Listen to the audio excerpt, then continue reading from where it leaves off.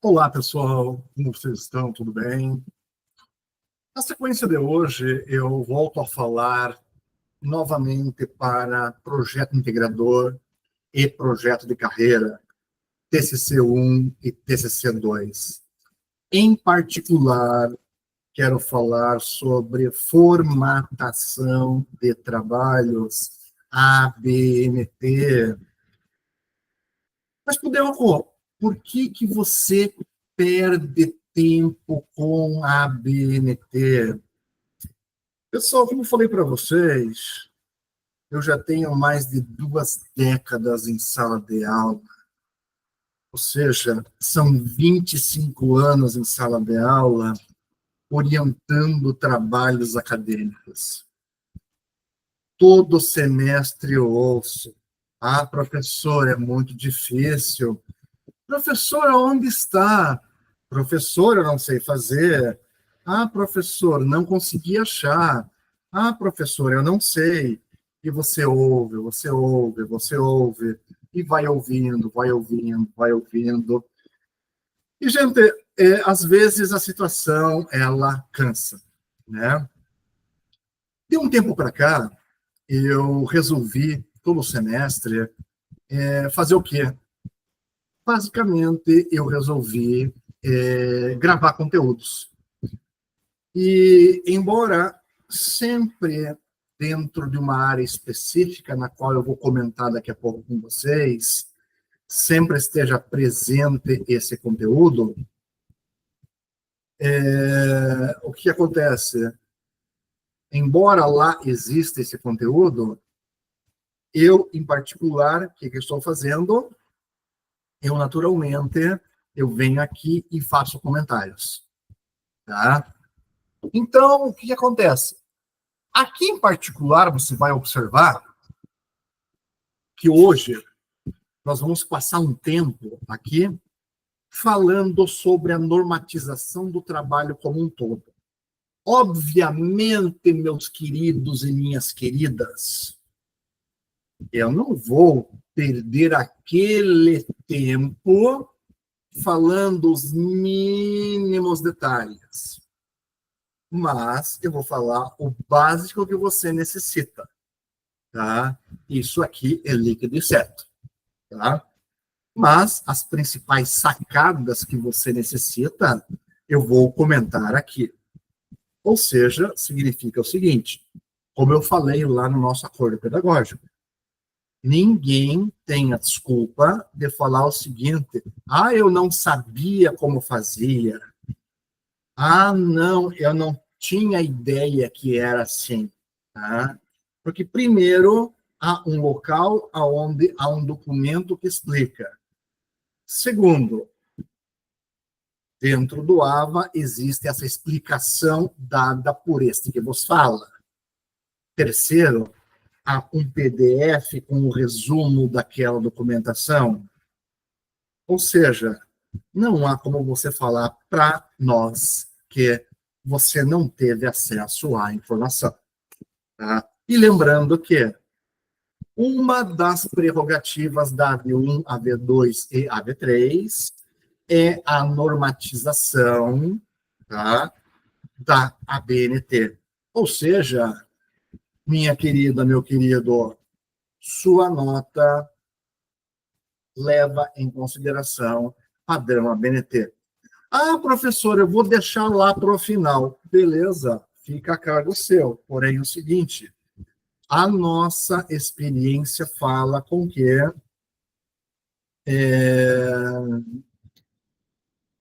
deixar para o final nem sempre dá certo. Tá? Mas fica a cargo seu e a nota nem sempre ela é aquela que você espera. Ou seja, por onde começa o nosso starter? Esse material que nós estamos trabalhando aqui, eles são tirados da onde? Tá? Todo material referente à normatização ABNT, ele está lá dentro do portal da faculdade, especificamente biblioteca. Então, vocês entraram lá na Gran Faculdade Presencial Campus Curitiba, vocês vão biblioteca, E aí vamos entrar em normas para apresentação de trabalhos ABNT. Dentro dele vai aparecer esse conteúdo, downloads, e lá nesse período 2025, primeiro semestre, vai aparecer download, Grande Faculdade Enigmas da ABNT 3 e download Grande Faculdade Modelo TCC 1.2. Tá? Ou seja, você já tem aqui o primeiro caminho para você começar a andar. Tá? Mas como muitas vezes o pessoal fala, ai, professor, é muito difícil, ai, professor, eu vou ter que parar para fazer tal situação, nós já estamos tendo essa conversa aqui nesse vídeo. Tá? Então, você já sabe da onde é que esse conteúdo sai. Basicamente, dentro da estruturação ABNT, dentro da normatização, eu tenho 3 grandes estruturas. As estruturas pré-textuais, as estruturas as textuais e as estruturas pós-textuais. Vamos comentar rapidamente as 3. As pré-textuais são aquelas que vêm antes do texto. Então, vai ter lá a capa, lombada, folha de rosto, folha de aprovação, dedicatória, agradecimento, epígrafe, resumo da língua vernácula, resumo em língua estrangeira, as listas de ilustração, tabela, abreviatura e sigla, símbolo e sumário. Professor, eu estou fazendo projeto integrador, eu preciso de todas essas? Não, gente. Tá? À medida que o seu trabalho ele é mais complexo, será obrigatório. Tá? E isso, durante o projeto integrador, nós vamos comentar. Durante o TCC, nós vamos comentar o que efetivamente é obrigatório e o que é efetivamente necessário. E o que eventualmente seria opcional. Quando nós falarmos em elementos textuais enquanto estrutura, falamos na parte do texto mesmo. Introdução, desenvolvimento e conclusão.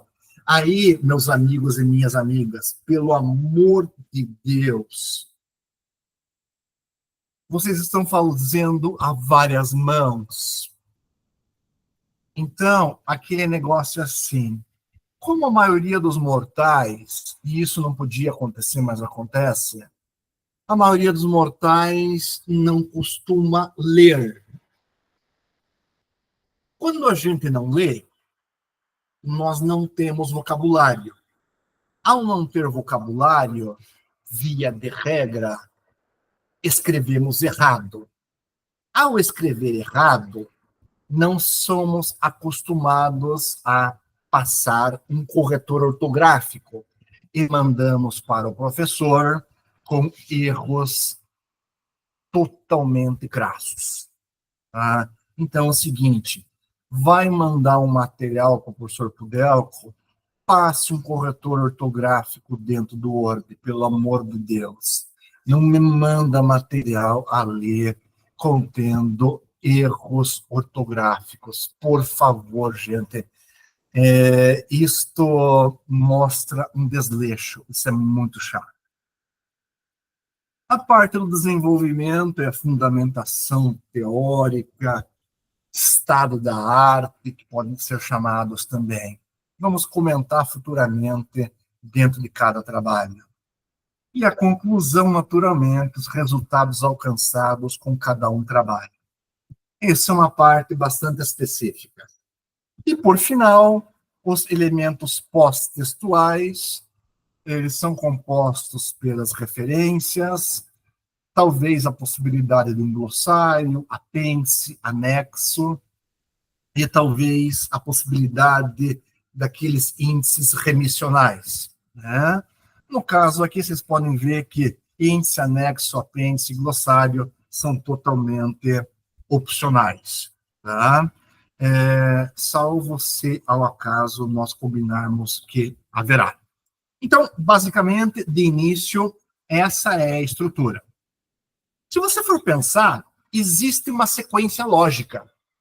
Essa sequência lógica, então, vai ter lá esse é o desenho aqui. Então, vejam, uma capa, folha de rosto, uma errata, se houver uma folha de aprovação, dedicatória, e assim vai indo até o último índice remissional. Essa é a ordem aqui. Observem que existe uma ordem de sequenciamento. Tá? Gente, se vocês forem ver, não há segredo. Aliás, o que existe é que muitas vezes há pessoas que querem inventar a roda e veem que o documento fala que tem que seguir aquela sequência e querem inventar moda, tá? Mas não tem que inventar moda. É só seguir o que está sendo pedido. Ah, professor, porque eu vi não sei aonde que era diferente. Gente, não é eu vi não sei aonde. Vocês irão na biblioteca da grande faculdade. No documento da grande faculdade é o nosso documento oficial. Não, professor, mas eu vi no documento do tal lugar. Não, não, para. O que você não entendeu? O documento do outro lugar não nos interessa. O que nos interessa é o documento da grande faculdade. Você não tem que olhar outro documento. O documento oficial é o nosso documento, gente. É aquilo que eu falo. Não procura pelo em ovo. Não procura chifre em cabeça de cavalo. Porque alguém dentro do nosso centro universitário, alguém que ganha para isso, perdeu o seu tempo, uma pessoa que é remunerada para isso, para montar aqueles 2 documentos que eu mostrei agora há pouco para você, para atualizar para esse semestre, tá? E, consequentemente, para você usar nesse semestre. No semestre 2025-2, vai ter um novo documento, ou seja, pautado no novo ABNT para o segundo semestre. É assim que funciona. Então, você não tem que procurar outros documentos. É o documento oficial da nossa faculdade, do nosso centro universitário. Então, isso daqui para nós é líquido e certo. Tá? Ou seja, então significa que esse documento que eu estou agora abordando com vocês, ele está pautado única e exclusivamente no nosso documento também. E aqui o seguinte, aqui, como eu falei para vocês no começo, o nosso propósito é basicamente eu comentar o que o orientador ele considera o que é importante durante o nosso dia a dia, ou noite a noite nas orientações, até chegar na banca e principalmente no pós-banca. Porque assim, vai chegar no momento onde nós iremos terminar o nosso trabalho. E aí eu falarei para vocês, bom, gente, agora vocês vão me entregar a versão final para a banca, terá o dia da banca ou a noite da banca, passada a banca, depois das correções solicitadas, vocês me passarão um modelo final impresso, contemplando o sucesso de vocês. Tá? Então, isso que a gente precisa aqui, apenas isso. Tá? Aqui, basicamente, é o seguinte, o que nós temos dentro de uma capa? Basicamente, nome da instituição, nome dos autores, o título, se houver um subtítulo, tá? Se ao acaso ele pedir algum número de volume, se for o caso, mas principalmente vai ter o local, no caso cidade, tá? E o ano em que você está fazendo o trabalho. Contracapa, o que acontece? Via de regra, a contracapa, ou folha de rosto, normalmente ela é muito parecida com a capa, porém, qual que é a grande diferença? Ali você não vai ver o nome da faculdade, porém vem o nome dos autores, vem o título, se houver o subtítulo, tá? você vai ver que ele vai mostrar ali a natureza do trabalho. Então, por exemplo, aqui vocês viram aqui o seguinte. Então, por exemplo, trabalho de conclusão de curso apresentado ao Centro Universitário GRAN, né? Como requisito parcial a obtenção do título em bacharel em administração. Tá? Opa! Orientador, professor fulano de tal. Bacana. Daí, se houver área de concentração, você coloca. Tá? Abaixo lá, cidade, local, né? E o ano. Gente, não tem erro. Tá? Folha de aprovação, basicamente, só para o caso de quando eu estou fazendo TCC2, tá? Para os outros casos não vai aparecer, tá? Epígrafe, normalmente, é alguma frase que nós colocamos, é opcional, não vamos colocar. Agradecimentos, via de regra, colocamos quando houver alguma necessidade ou você efetivamente quiser fazer, totalmente opcional. Resumo. Bom, primeira coisa aqui, só iremos fazer se ao acaso o orientador solicitar. Muito importante o seguinte, dependendo do trabalho, eu sempre faço um resumo na língua vernácula, ou seja, na sua língua, no caso no português, e além do resumo, vai ter ali a questão das 3 palavras-chave. Tá? É importante salientar o seguinte, o resumo normalmente ele vai de 100 a 250 palavras, tá? Mas normalmente ali ele vai ser em no máximo 100, tá? 250 palavras é mais para mestrado e doutorado, tá? Agora o seguinte, gente, fazer o resumo em outras línguas, eu não indico. Primeira situação. Primeiro que, via de regra, a grande maioria das pessoas não tem influência na outra língua. Segunda situação. Ah, não, professor, eu vou usar o Google Tradutor. Gente, usar o Google Tradutor, você vai colocar ali, você vai passar vergonha. Tá? Por quê? Porque ali a concordância nominal e verbal totalmente errada. Tá? Então, ou seja, errado, chato. A não ser que você tenha uma fluência na língua, aí tudo bem. Caso contrário, esquece. É feio. Tá? Então, nós não vamos colocar esse tipo de situação. Eu, particularmente, acho muito feio querer colocar resumo em outra língua, salvo se você seja efetivamente fluente naquela outra língua. E também, quer queira, quer não, esse seu trabalho não vai para um congresso internacional, muito menos para uma revista onde o Qualis seja internacional também, tá? Onde você vai, de repente, ter uma graduação para o teu currículo Lattes ser avaliado. Então, esquece isso. Não é interessante. Tá? Observe uma coisa. Dentro do trabalho, e isso é para você não esquecer, sempre aparecerão abreviaturas e siglas. Então, vejam aqui nesse slide. ANEEL, Agência Nacional de Energia Elétrica. Observe que eu apresentei aqui assim, ANEEL, todas as letras da sigla em letra maiúscula. E depois ali, agência, a primeira letra maiúscula, o restante em minúscula, nacional, primeira maiúscula, o restante minúscula, e assim por diante.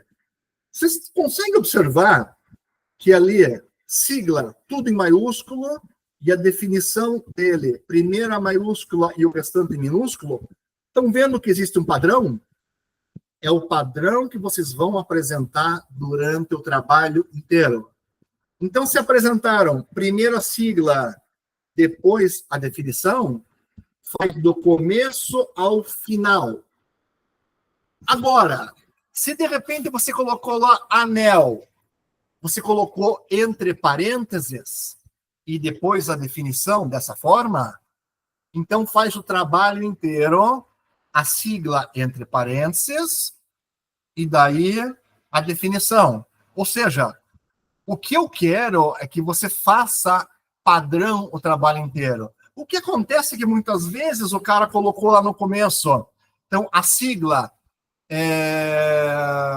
primeiro tudo letra maiúscula, depois a segunda sigla colocou em letra minúscula, uma terceira sigla a pessoa apresentou a primeira maiúscula, o restante em minúsculo, tá? Depois, numa quarta sigla, a pessoa fez diferente. Colocou a definição primeiro e a sigla depois. Gente, isso é errado. Aí demonstra que não há um controle de quem está fazendo, tá? E isso você perde nota, especialmente quando isso vai para a banca. Aí, professor, isso vai para a banca? Não, eu não deixo. Tá? Você vai perder nota comigo. Porque, especialmente, eu corrijo uma vez, duas, três, e quando eu vejo que a pessoa está de brincadeira, ou seja, vai perdendo nota.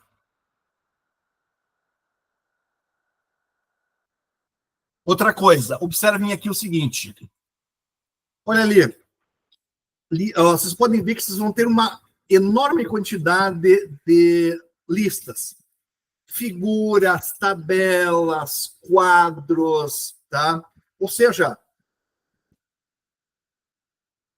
tudo que possa aparecer vai ser geradora de uma lista.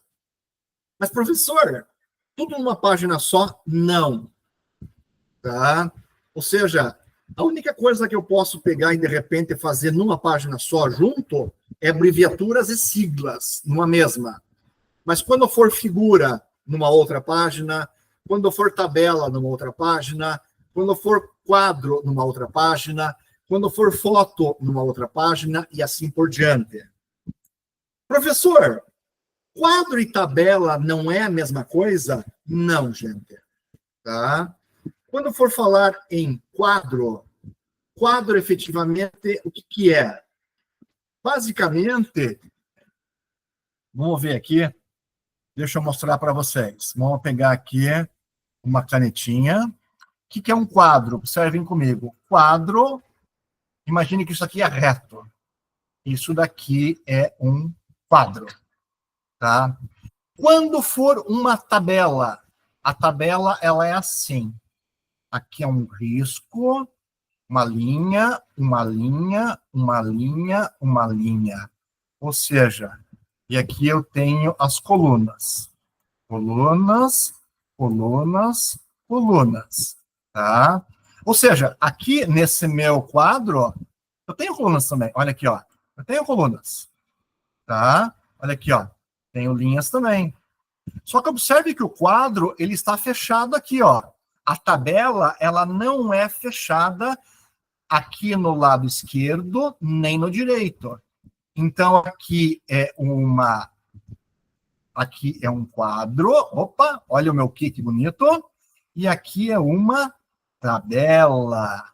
Então, a tabela, ela é aberta nos cantos e o quadro, ele é fechado nos cantos. Essa é a diferença. Então, muitas vezes, ali na minha correção, tanto do TCC quanto do material do projeto integrador, a pessoa lá chama quadro de tabela e tabela de quadro. Então, é importante. Quadro sempre é todo fechado e tabela, ela é aberta dos lados.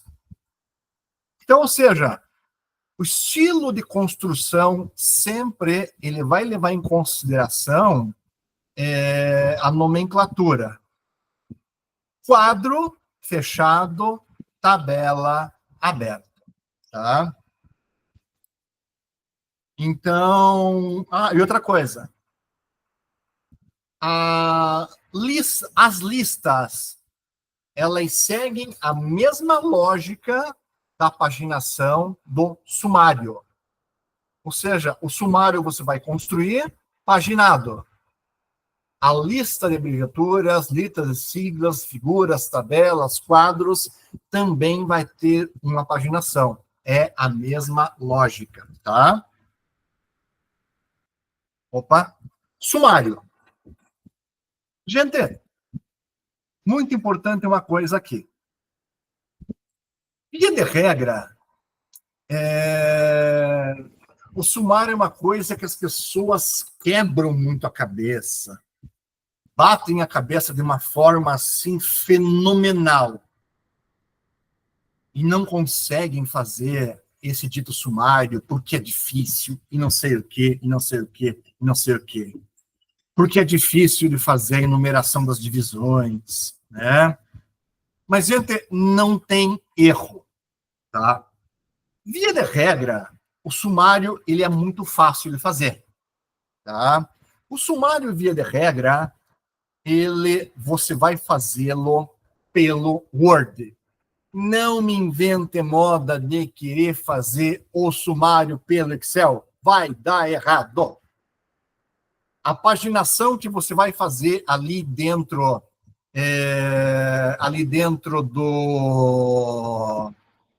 da normatização ABNT, vai dar errada. Você está achando que está ganhando tempo, você vai perder tempo. Então, o que você vai fazer? Você está vendo aqui nessa tela que eu tenho o Word, tá? Então, o que aconteceu? Aqui é a tela inicial do Word. Você abriu a tela inicial do Word, você vai no item chamado Referências. Daí, no item Referências, vai abrir aqui um item chamado Sumário. É aqui que você vai clicar para construir o teu cenário. Então, é o seguinte, gente, não queira fazer ele à mão livre no Word e não queira fazê-lo dentro do Excel. Use essa ferramenta dentro do Word. Ele faz automático, gente. Olha aqui, vejam só. Inserir índices, tá? Olha aqui, inserir índice, tá? Inserir nota de rodapé, nota de fim. O Word traz tudo para você. Basta apenas você, no bom sentido, dar uma fuçada no Word, tá? Perde um pouquinho de tempo. O Word traz tudo para você. Perde um pouquinho de tempo, porque o trabalho fica muito legal, tá? Então, dentro do índice, ele vai ter aqui esse grande detalhe, tá? Um detalhe importante que eu quero voltar aqui. Normalmente, a introdução nem sempre ela é numerada. Pode ser, até pode, tá? Mas nem sempre é, tá? Mas vou dizer para vocês, eu não vou ser crítica nesse sentido. Pode ser numerada, não vou criar caso quanto a isso, tá? Mas uma coisa é muito importante. Para quem está assistindo os meus vídeos aqui, observou o seguinte, que uma das primeiras atividades que você vai fazer é criar o teu pré-projeto. E o que eu falei lá no pré-projeto, que na verdade o pré-projeto ele vai ser aproveitado para ser feito a introdução. E a introdução, ela é uma das últimas partes ali do teu trabalho. Tá? Então, a introdução, ela vai ser feita lá no finalzinho do nosso trabalho. Mas isso nós vamos comentar com vocês durante as orientações. Ou seja, como eu comentei lá, essa introdução, ela vai ser composta do tema, da delimitação do tema, da problematização, da justificativa, dos objetivos, da metodologia, tá? E aí, eventualmente, para você finalizar a introdução, vai ter a estrutura do trabalho. Gente, isso nós vamos ter bastante tempo para falar. Ou seja, você não precisa se preocupar. Dentro do meu método, ali em sala de aula, se você quiser tudo o que é preciso, se você seguir item a item, se você não tiver preguiça, se você pegar e seguir o que o orientador pede, gente, vai sobrar tempo. Só que a partir do momento em que as pessoas começam a dar muito murro em ponta de faca, a coisa não termina bem. Por que não termina bem? Porque as pessoas daí querem, de repente, inventar roda. E ali querem começar a fazer coisas que, na verdade, não vão funcionar. E é aí que a coisa começa a ficar complicada, porque aí, a partir do momento, as pessoas não têm a experiência e, consequentemente, acontece o quê? Uma única coisa. Tudo começa a dar errado. Então, essa é a nossa grande preocupação. Mas, com certeza, aqui com vocês não vai dar errado. Eu tenho certeza disso. Quando nós formos fazer a fundamentação teórica, teoria de base, estado da arte, é lá onde efetivamente você vai construir todo o cabedal teórico por trás da tua pesquisa, tá? Onde você vai fazer a revisão de literatura, né? Onde você vai trazer os autores que você está lendo, tá? Você precisa levar em consideração o seguinte, que nessa revisão de literatura você vai precisar trazer algumas citações. Tome muito cuidado com cópias de outros trabalhos. É muito normal eu chegar lá e ver a seguinte situação. Conforme fulano de tal, na pesquisa que foi efetuada, foi verificado assim, assim, assim, assim, assado. Então, nessa citação, comenta-se sobre uma possível pesquisa feita. O leitor ou a leitora, quando está fazendo a leitura daquele trabalho, dá a entender, ou está entendendo, que você, autor, que você, autora daquele trabalho, você fez uma pesquisa. E aí, aquele professor, aquela professora, começa a procurar onde está a sua pesquisa. E aí?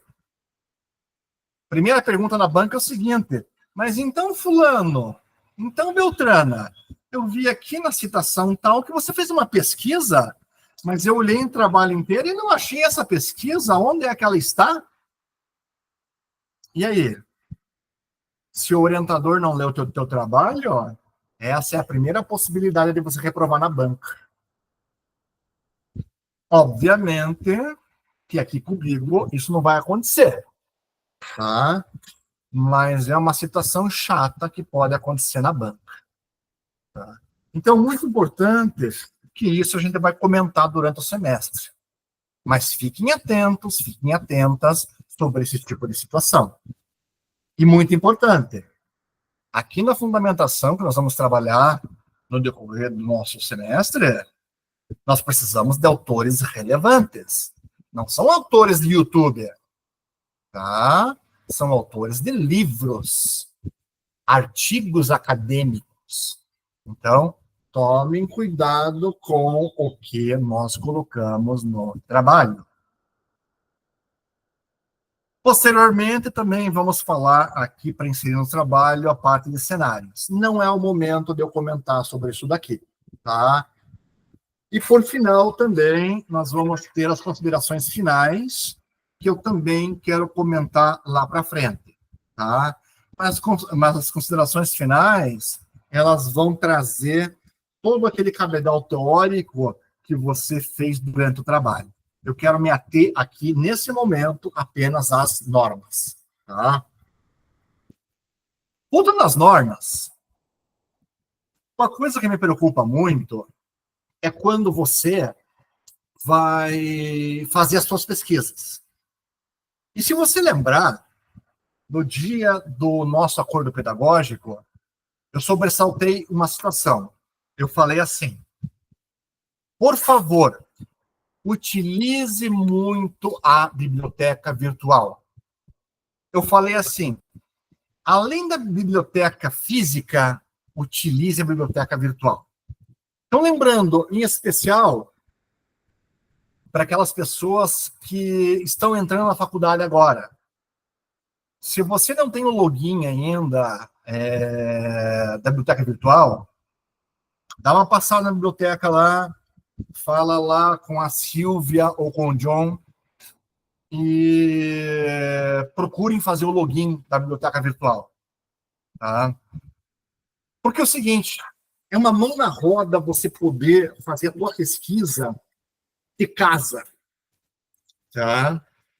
E é uma grande diferença quando você vai colocar uma referência bibliográfica dentro do teu trabalho. De um livro, artigo, trabalho acadêmico, de um site ou de qualquer outra publicação. E é aqui que, rapidamente, eu quero trazer a vocês esse tipo de sacada. Tá? Porque o que acontece? Em especial na banca, os professores, professoras que poderão estar presentes, querem saber efetivamente se você chegou a ler. Né? E tomem cuidado quando você pega uma citação de um trabalho de uma outra pessoa. Porque muitas vezes a pessoa pega a citação de um trabalho de uma outra pessoa e é ali que a gente pega que a pessoa efetivamente não pegou a citação do livro lido. Tá? Então, tome muito cuidado com isso. Então, vamos lá. Referências. O que eu quero que vocês observem? Se vocês forem observar, olhem aqui. Observem que eu tenho uma ordem alfabética. Olhem aqui. Alan Russell, Asaf Neto, Bronstein, Carvalho, Castro, Fernandes, Gitman, Migliorini, Miller, Padovese, Schmidt, Pimentel, Santos. Ah, professor, mas aqui, e se tiver livro, se tiver site, se tiver jornal? Gente, não interessa. É por ordem alfabética, sempre de autor, tá? Então, sempre existirá uma ordem alfabética de autor, tá? Não necessariamente uma ordem alfabética separando livro, site e outras publicações, tá? Sempre ordem alfabética de autor, tá? Muito importante isso daqui. Como construir as referências? Muito importante. Meu objetivo não é ficar lendo slide aqui. Meu objetivo é te dar a sacada e eu quero que você, depois, com calma, eu quero que você olhe o PDF que está disponível aqui no AVA e olhe com calma a construção de cada tipo de referência. Mas eu vou comentar brevemente o modo de se construir. Então, vamos lá. Sempre que eu tiver para livros acadêmicos, sempre é a seguinte lógica: sobrenome do autor, o nome do autor, ponto, título do livro, a edição do livro, local da publicação, 2 pontos, editora, vírgula, ano, ponto. Ou seja, sempre é essa lógica. Observe que quando for para um livro com 2 autores, o que vai acrescentar? Que ali no começo vai ter o sobrenome do primeiro autor, é um ponto e vírgula, e daí vai ter o sobrenome do segundo autor com o nome do segundo autor. E aí, de novo, título, edição e assim por diante. Quando tiver mais de 3 autores, o que acontece? Você vai pegar sempre o principal autor, com o sobrenome desse autor, vírgula, o nome dele, um ponto e vírgula, vai aparecer et al, ponto, título do livro, a edição desse livro, local de publicação, 2 pontos, editora e o ano. Observem que, via de regra, é a mesma coisa. O que vai diferenciar é a quantidade que eu tenho ali de livros. Perdão, de autores. Isso aqui, para mim, é o essencial. Tá? Então, pensem comigo. Tem segredo? Não. Basicamente, eu preciso o quê? Eu necessito com que vocês observem que existe um modo de se escrever. Tá? Agora sim, livro acadêmico dessa forma. Site. Observem que eu tenho um sobrenome e um nome. Ponto. O título da matéria. Ali, nome do site, vírgula, cidade da publicação, vírgula, dia, vírgula, mês e ano, ponto. A seção, no caso, se houver, né? Ponto. E aqui que é o principal. Disponível em, e deve colocar a URL, no caso lá o www, o HTTP, né? Ponto. E acesso em dia, mês e ano. Vejam aqui o exemplo que eu coloquei, tá? Principalmente quando foi acessado. Mas por que, professor, colocar tudo isso daqui? Porque é o seguinte, vai que de repente você colocou ali no seu trabalho um site e no momento em que você foi apresentar a banca, alguém da banca teve alguma dúvida, tá? Nessa questão da dúvida, essa pessoa foi lá, digitou esse HTTP e não achou o site, tá? Ela chegou e falou o seguinte, mas então, Pudelco, eu fui lá, acessei e esse site não existe. Pode ser que o site saiu fora do ar.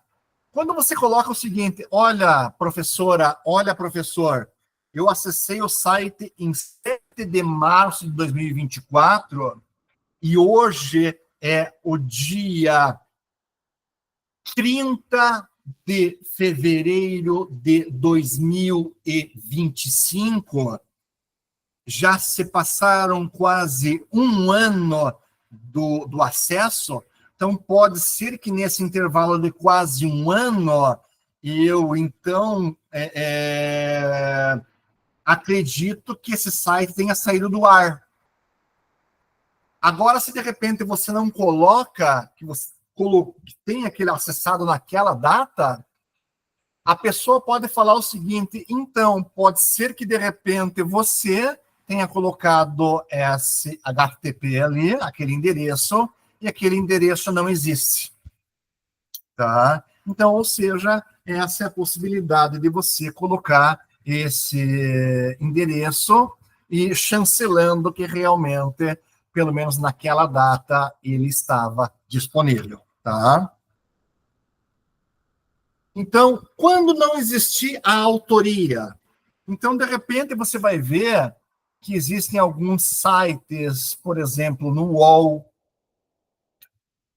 no site Terra, no MSN, que não tem uma pessoa efetivamente assinando ali. Então, quando não tem um autor específico, o que você faz? Ou revista Exame mesmo, como é o meu caso aqui. Você, então, coloca diretamente o nome da publicação. Eu coloquei Exame. Clube Walk, chega a receita de 1,5 bilhão e mira expansão para os EUA. Ou seja, há essa possibilidade também. Tá? Mas, muito importante, sempre mostrar a autoria. Ah, professor, mas espera um pouquinho. E como que eu vou saber se o site que eu estou colocando, ele é quente? Ah, boa pergunta. Fala com o mais velho aqui, tá? Mostra para mim o site, tá? Em especial o seguinte: tomem muito cuidado com sites ligados a partidos políticos. Tomem cuidado com sites que trazem ideologias. Tá? Traz para eu dar uma olhada, vamos ver o que o site diz e assim por diante. Tá? Em especial, site que chamam de imprensa marrom. Tá? Nós não podemos colocar, via de regra, isso em trabalhos acadêmicos. Professor, mas lá na Federal do Paraná, lá na UFSC, lá na USP, na UFERJ, eles colocam. Beleza, eles são eles. Tá? Nós não queremos colocar. Tá? Então, esse é uma situação que nós temos que tomar muito cuidado. Tá? Traz para mim, vamos dar uma olhada. Toma muito cuidado com o que você assiste no YouTube. Vê quem é a pessoa. Tá? Mas ele é professor. É professor da onde? Então, toma cuidado quem se intitula professor também. Tá? Vamos dar uma olhada no currículo Lattes dessa pessoa. Se realmente é um professor, uma professora. Vamos dar uma olhada nas credenciais dessa pessoa. Gente, com as informações que são propagadas pela internet. Internet é algo muito bom, mas é algo muito perigoso, tá? Revistas acadêmicas. Opa, algo muito importante, muito interessante para nós. Revistas que vêm de universidades, faculdades e centros universitários. Para nós é muito importante. Via de regra lá, sobrenome e nome do autor, título do artigo, título da revista, local de publicação, o número dela, quantidade de páginas, mês e ano. Está aí um exemplo para vocês. São muito bem-vindas e muito importantes para o nosso trabalho acadêmico. Congressos acadêmicos. Opa, semelhante às revistas acadêmicas. Muito importantes também. Tá? Qual a diferença? Um pouco mais difíceis de escrever do que as revistas. Por quê? Porque, via de regra, ela vai ter o sobrenome e o nome do autor ou dos autores. Tá? Lembrando que, quando é mais de 3, vai ter o principal autor, que, via de regra, é um professor. Tá? Vai ter o et al. Tá? O título do trabalho. Daí vai ter lá o IN, o nome do congresso, o número dele, o ano, o local da realização, que normalmente é numa cidade, o título do documento, que pode ser um anal, pode ser uma ata, pode ser um tópico temático, vai depender de como que ele está focado, né? Daí o local da publicação, a cidade, normalmente é focado numa editora, a data de publicação, a página e a quantidade de páginas onde ele está publicado aquele artigo. Tá? Aqui é o seguinte, depois olhem com muita calma, mas vocês puderam ver que para cada situação é uma situação em particular. Olhem com bastante calma. Algumas dicas. A digitação do trabalho como um todo. Vou fazer a fundamentação. Letra, normalmente hoje usamos Arial tamanho 12 para texto. Porém, podemos usar a Times New Roman também, tamanho 12. Tá? Quando eu vou trabalhar legendas, tá? Para ilustração, tabelas, eu vou usar uma Arial 10 ou uma Times 10. Tá? Sempre na cor preta. Quando você utilizar palavras estrangeiras, ou seja, fora do nosso vernáculo, que é o português, sempre grafadas em itálico.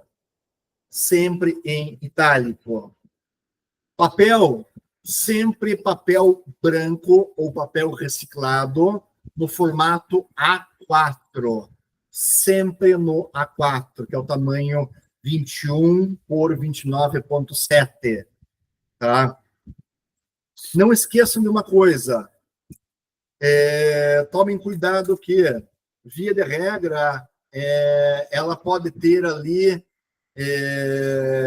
ele pode ter, não, ele vai ter uma paginação, tá? Pode ser que, dependendo do que você for escrever, se for para um artigo, se for uma tese, uma dissertação, ele pode ter alguma nota de rodapé, uma nota de fim, ele vai poder pedir algum tipo diferente de citação mais longa, mais curta, tá? Pode pedir algum tipo de catalogação internacional diferenciada, tá? Então, alguma diferenciação no tipo da capa. Então, você vai precisar observar esse tipo de situação. Margens. Salvo qualquer situação diferente. Sempre margem superior 3 centímetros, inferior 2 centímetros, esquerda 3, direita 2, no papel A4. Se você for fazer algum trabalho para alguma revista acadêmica ou congresso acadêmico, pode ser que nessa revista ou nesse congresso peça-se em outro formato. Mas para nós aqui, sempre 3232. E importante, gente, margem justificada. O que é margem justificada? Olhem aqui, eu colocando vermelhinho, é esse negocinho aqui.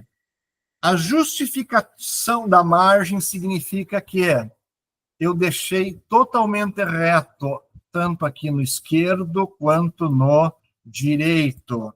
Não deixa aquelas bagunças aqui do lado direito, pelo amor de Deus. Tá? Aonde eu encontro isso daqui, professor? Sempre no menu inicial do Word, página inicial. Tá? Margens sempre justificadas. A professora não sabia. Sabia sim, porque eu falo desde o primeiro dia. Espaçamento. Gente, no nosso trabalho acadêmico, tanto PI quanto TCC, espaçamento entre linhas, 1,5, tá? Via de regra, tá? Quando você for fazer uma citação, tá? Citação, normalmente, a entre linhas é de 1,0. Mas aqui o espaçamento eu vou utilizar 1,5 de entre linhas. Quando você for falar em colocar alguma equação ou formulário dentro do teu trabalho, observem aqui. Pense que eu tenho a margem esquerda e eu tenho a margem direita. Observem que o formulário ele está aqui na parte direita da minha tela. Tá? Então, sempre alinhados à direita. Tá? Títulos, via de regra. Normalmente, o título principal, tá? Quando você for falar em errata, em agradecimento, em lista de ilustrações, lista de abreviaturas, siglas, aqueles elementos pré-textuais e os elementos pós-textuais, sempre centralizados e nunca numerados, sem indicativo numérico. Paginação, sempre paginação em numeração arábica, ou seja, os nossos números normais. E sempre com letra tamanho 10. Tá? Não esqueçam uma coisa. sempre no canto direito, tá? E na parte superior da folha, tá? Canto superior da folha. Ou seja, não tem como errar, gente, tá? Vamos lá. Como fazer as citações? Isso é uma outra coisa, gente, que o pessoal fala, mas professor, eu preciso fazer citação. Óbvio que você precisa, porque é um trabalho acadêmico, gente. Da onde saíram as coisas, as ideias? Não foi da sua cabeça, foram dos debates, da conversa com os autores e autoras. Então, o que acontece? Aqui, eu quero depois que você olhe com calma. Mas, via de regra, eu posso trabalhar citações diretas e citações indiretas. Tá? A citação direta é normalmente a qual nós mais utilizamos. Tá? A citação direta é aquela a qual você se utiliza do texto ipsis literis, como você realmente o fez. Tá? Como você tirou do texto original. Você copia palavra por palavra, absolutamente como o autora escreveu. Tá? Então, o que acontece? Você vai colocar ele de uma forma ali, a colocá-lo ele entre aspas, no qual, ao colocá-lo entre aspas, isso denota que não é um plágio. Tá? Então, vamos ali ao nosso exemplo. Vejam só no exemplo, entre aspas, a leitura é um processo complexo que envolve a decodificação de símbolos gráficos, a compreensão do significado das palavras e a construção de um sentido global do texto, fecha aspas. Daí, entre parênteses, Silva em letra maiúscula, vírgula, 2018, vírgula, página 25, fecha parênteses. Ou seja, olhem aqui, o trecho citado fica entre aspas duplas, o sobrenome do autor, ano da publicação e a página são indicados entre parênteses, após o texto citado. Tá? Ou seja, aqui é uma citação direta de até 3 linhas. É o que normalmente a gente pega e coloca, é o mais simples e o mais colocado. Por que nós temos que ter a citação? Porque a citação, ela, via de regra, ela nos dá a característica de que efetivamente você está trazendo autores que balizam o teu raciocínio dentro do trabalho. Tá? Agora, quando for uma citação direta longa, mais de 3 linhas. Então, eu quero que vocês observem aqui o seguinte. Olhem a mesma citação aqui e o que acontece aqui. Essa citação de 3 linhas, ela aqui, na verdade, ela é uma apresentação, que ela é composta de 2 partes, enquanto a primeira ela só estava composta lá da página 25, ela foi extraída da página 25 e 26. E na primeira lá, observem o seguinte, que ela foi até aqui global do texto. Observem que nessa outra, ela foi aqui global do texto, agora ponto, e aqui continua.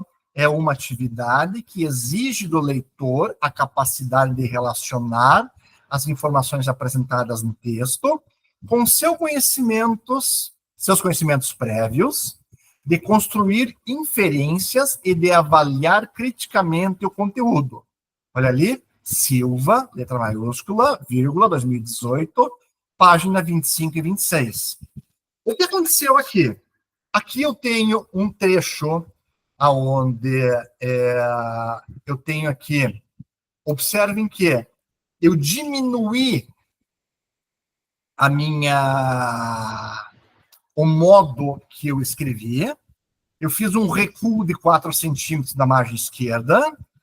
Olhem só o que aconteceu aqui. Enquanto aqui eu trabalhei normalmente ela, aqui eu fiz o seguinte, eu fiz esse recuo, diminuí para 10, tá? E observe que esse espaçamento entre linhas aqui, ele diminuiu, tá? Não utilizei as aspas duplas, tá? Iniciei uma nova linha e com esse recuo, tá?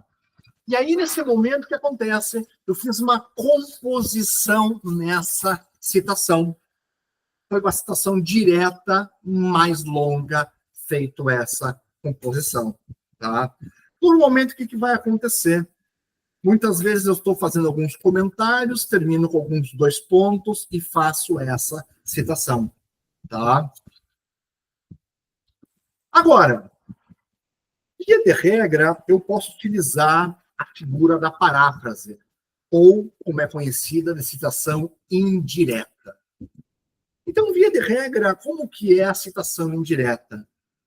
A citação indireta nada mais é de quando você lê um autor, e aí você, ao ler aquele autor, você escreve com as suas palavras, ou seja, com a sua própria linguagem.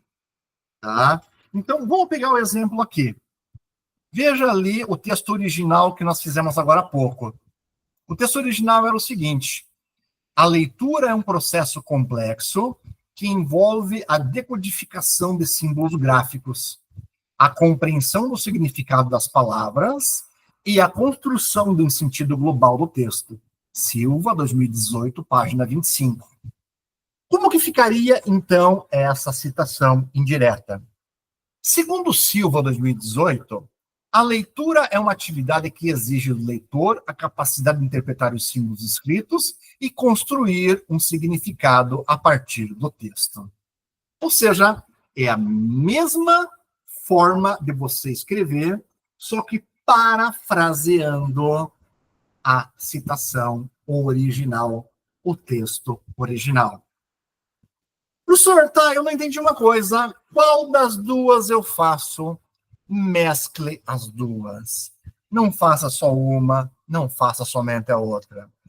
Porque eu, professor avaliador numa banca, eu gostaria de ver as duas possibilidades dentro do teu texto.